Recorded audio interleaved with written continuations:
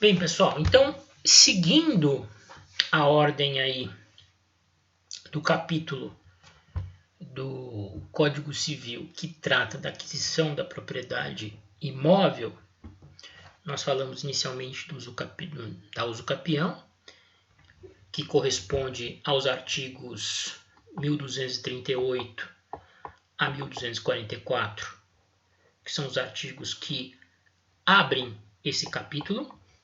E agora passaremos a analisar os artigos 1245 a 1247, que tratam da aquisição pelo registro do título, né, que é o segundo modo de aquisição da propriedade imóvel que nós estudaremos nesse semestre.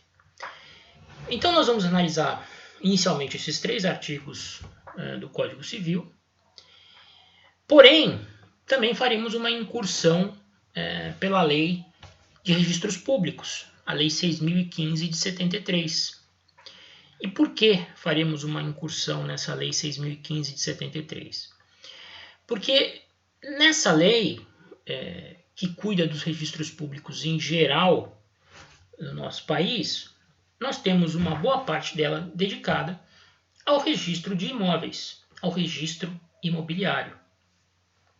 Então, é imprescindível para a própria compreensão do tema que vocês tenham noções mínimas de como funciona o registro imobiliário no nosso país, né? Quais são os princípios que informam o registro imobiliário, quais são os principais atos do registro imobiliário, né? Sem um estudo, evidentemente que, ainda que superficial, porque, lógico, nós não vamos esgotar o tema na graduação, longe disso, mas vocês precisam ter uma noção básica de como funciona o registro imobiliário, né?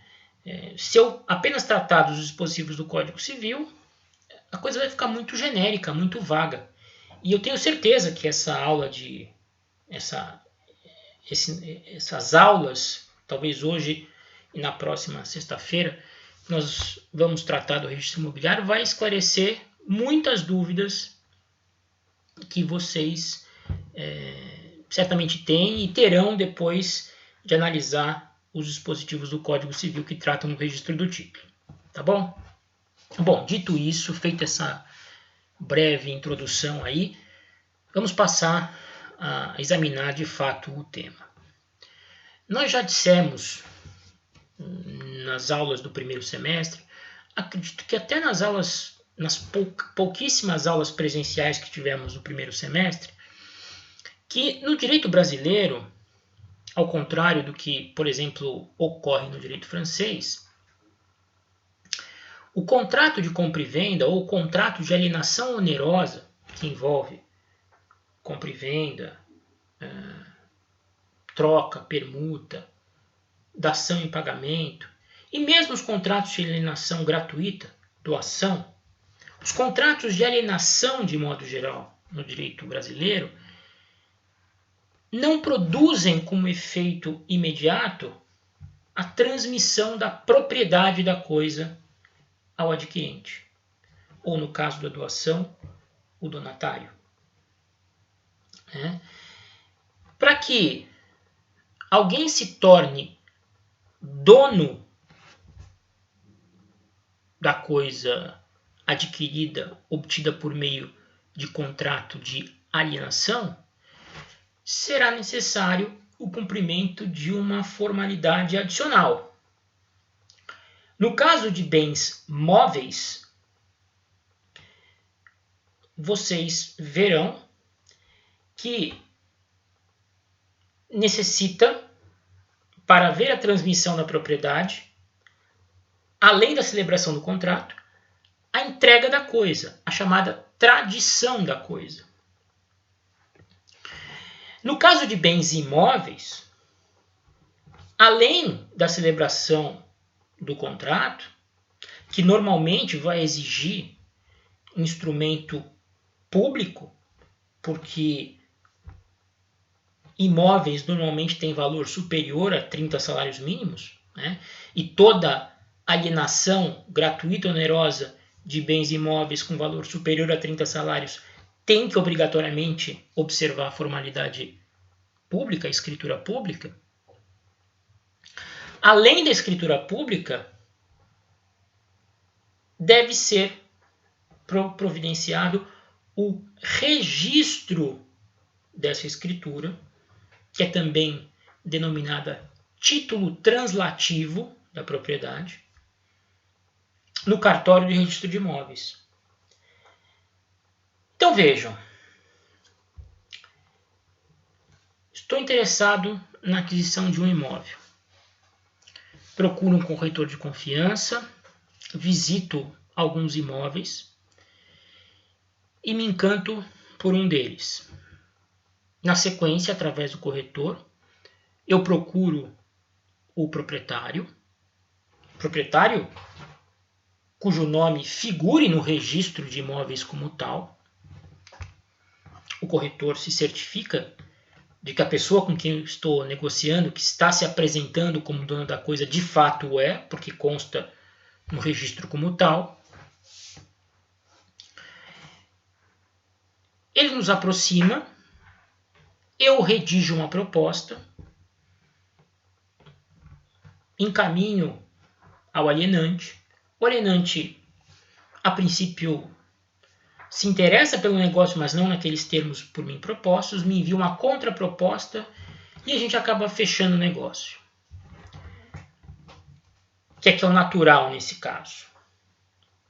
Marca-se um dia e hora, um tabelião de notas, e esse tabelião de notas, o oficial do tabelionato de notas, irá redigir uma escritura pública, que nada mais é do que um contrato, que pode ser de compra e venda. No caso, vamos imaginar uma compra e venda. Mas poderia ser uma permuta, poderia ser uma dação em pagamento, poderia ser uma doação. Então nós vamos ao cartório, ele redige o contrato é celebrado e lavrado por uma pessoa dotada de fé pública, que representa o Estado. E todo mundo assinando, normalmente o que acontece? O vendedor prova que transferiu o preço ajustado para a compra. Desculpa, o comprador prova que transferiu o preço ajustado para a conta do vendedor. E o vendedor, se certificando de que essa transferência foi feita, hoje em dia se dá até por aplicativo de celular, pega as chaves do imóvel e entrega para o comprador. Isso é suficiente para haver a transmissão da propriedade imobiliária? O comprador que efetuou o pagamento do preço, que saiu do cartório com as chaves do imóvel e a escritura de compra e venda, uma cópia da escritura de compra e venda nas mãos, se torna dono da coisa? Não. O contrato de compra e venda, por si só, não produz efeito de transmitir a propriedade para o adquirente. E o mesmo vale para a permuta, para a dação em pagamento e para a doação. Para que se aperfeiçoe a aquisição da propriedade, a transmissão da propriedade do anterior proprietário ao novo, é indispensável que ocorra o registro do título. A escritura tem que ser levada pelo comprador do imóvel até o cartório de registro de imóveis da circunscrição imobiliária de onde está situado o imóvel, objeto da transação. Essa escritura dá entrada no cartório. O oficial do registro de imóveis vai analisar se ela tem condições de ser registrada, se todas as formalidades forem cumpridas, verificando que está tudo certo, não há nenhuma pendência, todas as exigências legais foram cumpridas, ele consuma o registro. E a partir do momento em que há a consumação do registro, o adquirente torna-se de direito proprietário do imóvel. Tá? Mas por que não basta a simples tradição para que se opere a transferência da propriedade imobiliária? Bom, primeiro, por uma impossibilidade física. Eu não consigo carregar um imóvel debaixo do braço para entregá-lo ao adquirente. O próprio nome já diz, é imóvel. Se é imóvel, não consigo remover de um lugar para o outro. Mas você pode considerar a tradição ficta, simbolizada pela entrega das chaves do imóvel por parte do vendedor ao comprador. Sim, ok, esse argumento é melhor. Ocorre que vocês sabem que indispensável para a aquisição do direito real, porquanto característica do direito real, é a chamada publicidade. O cumprimento do princípio da publicidade torna o direito oponível erga omnes. O direito real, cuja propriedade é a maior expressão, somente é oponível erga omnes, somente pode ser exigido contra qualquer outra pessoa da sociedade, porque a sua aquisição é passível de conhecimento por qualquer pessoa. E a entrega das chaves não cumpre essa necessidade de formalidade, essa necessidade de publicidade. A entrega das chaves ocorre normalmente entre comprador e vendedor, sem que qualquer outra pessoa testemunhe. No máximo, as testemunhas do contrato presenciam a entrega das chaves, não necessariamente, às vezes até não. O eventual corretor de imóveis envolvido na transação, às vezes o tabelião. Mas, enfim, a transmissão por meio da entrega das chaves não é passível de ser conhecida automaticamente ou a qualquer momento por qualquer pessoa. Né? A publicidade, no caso das transações imobiliárias, que envolvem alienação de imóveis, ela se perfaz a partir do momento em que você registra o contrato, título translativo, num banco de dados público, em que qualquer cidadão, independentemente de declarar ou não o motivo, pode ir lá e consultar e saber. A informação fica disponível para todos os membros da coletividade. Ora, se a informação está ali disponível a qualquer pessoa, aí eu tenho a publicidade. Portanto, se eu quero saber quem é o titular do apartamento número 12 do edifício número 20 da rua